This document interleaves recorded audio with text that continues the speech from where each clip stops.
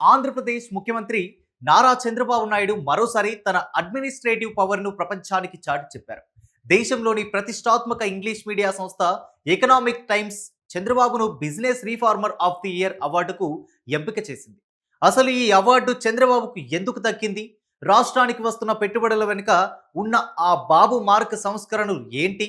ఇప్పుడు చూద్దాం. చంద్రబాబు నాయుడు అంటేనే డెవలప్మెంట్, డెవలప్మెంట్ అంటేనే చంద్రబాబు నాయుడు. కూటమి ప్రభుత్వం అధికారంలోకి వచ్చిన కేవలం 18 నెలల్లోనే 25కు పైగా కొత్త పారిశ్రామిక విధానాలను తీసుకువచ్చి ఏపీని పెట్టుబడుల స్వర్గధామంగా మార్చేశారు.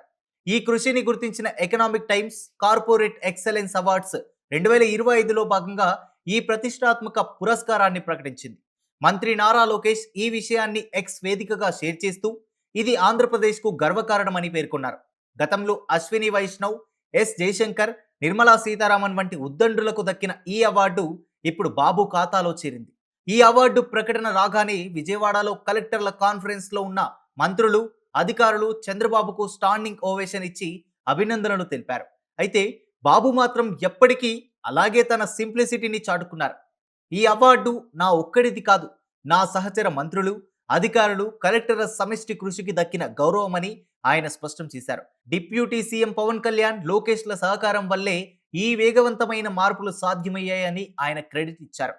విదేశీ యూనివర్సిటీలు డాక్టరేట్ ఇస్తామన్నా వద్దన్న బాబు ఇలాంటి పనిని గుర్తించే అవార్డులు రావడం సంతోషంగా ఉందని చెప్పారు. నిజానికి ఏపీలో ఈజ్ ఆఫ్ డూయింగ్ బిజినెస్ ను బాబు నెక్స్ట్ లెవెల్ కు తీసుకెళ్లారు.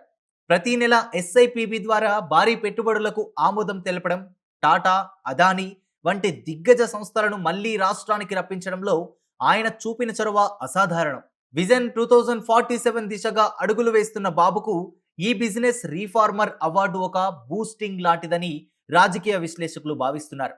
ఈ వార్త తెలియగానే వైసీపీ శ్రేణులు సైలెంట్ అయిపోగా టీడీపీ కేడర్ మాత్రం సోషల్ మీడియాలో నాయుడు గిరి అంటూ ట్రెండ్ చేస్తున్నారు. మరోవైపు ఈ అవార్డు కేవలం ఒక గుర్తింపు మాత్రమే కాదు, రాబోయే రోజుల్లో ఏపీకి మరిన్ని విదేశీ పెట్టుబడులు రావడానికి ఒక గ్యారంటీ కార్డు లాంటి. ఒకవైపు ఇరాన్ యుద్ధం కారణంగా ప్రపంచ దేశాల్లో ఆర్థిక మందగమనం భయం నెలకొన్నప్పటికీ చంద్రబాబు నాయుడు నాయకత్వంలో ఏపీ మాత్రం ఇన్వెస్టర్ల ఫేవరెట్ డెస్టినేషన్ గా మారుతోంది. మొత్తానికి బిజినెస్ రీఫార్మర్ గా బాబు అందుకున్న ఈ గౌరవం ఆంధ్రప్రదేశ్ పునర్నిర్మాణానికి ఒక పెద్ద మైలురాయిగా నిలిచిపోతుంది. మరి ఈ అవార్డు స్ఫూర్తితో బాబు ఏపీని ప్రపంచ పటంలో ఏ స్థాయికి తీసుకెళ్తారో వేచి చూడాలి.